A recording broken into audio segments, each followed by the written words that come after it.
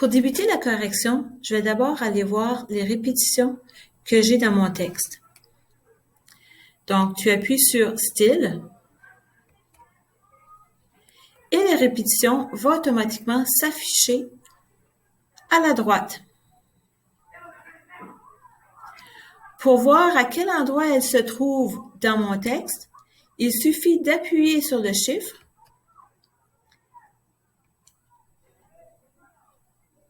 appuyer sur une des deux et on les voit automatiquement apparaître en orange. Je fais la même chose pour peur et les voilà en orange. Maintenant, pour remplacer mes répétitions, je vais aller choisir celle que je veux remplacer dans mon texte. Je le sélectionne en cliquant dessus. Il est en bleu ici. Je vais maintenant aller appuyer sur mon dictionnaire. Synonyme. Pour le mot cave, on me dit qu'une cave peut être soit un local d'entreposage de vin, un meuble, une boîte de nuit.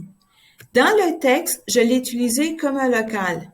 Donc, dans cette description-là, il est possible d'utiliser caveau. C'est une construction souterraine qui est pratiquée dans une église. Non. Dans le texte, on n'est pas dans une église. Donc, je vais aller voir sous-sol. Partie dure de l'écorce? Non. Étage situé au-dessous du rez-de-chaussée? Exactement. Donc, je retourne dessus, j'appuie sur la flèche qui apparaît et je fais remplacer dans le texte par et je choisis sous-sol au singulier ou au pluriel, singulier. Tu peux voir que sous-sol est automatiquement remplacé dans ton texte.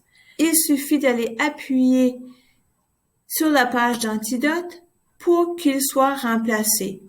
Et voilà, maintenant, il ne figure plus parmi mes répétitions. Je vais donc appuyer sur le 2, aller choisir le mot peur. Je sens monter la peur en moi ou j'ai de plus en plus peur. Ici, je vais choisir de remplacer le premier. Donc, je l'encadre en bleu.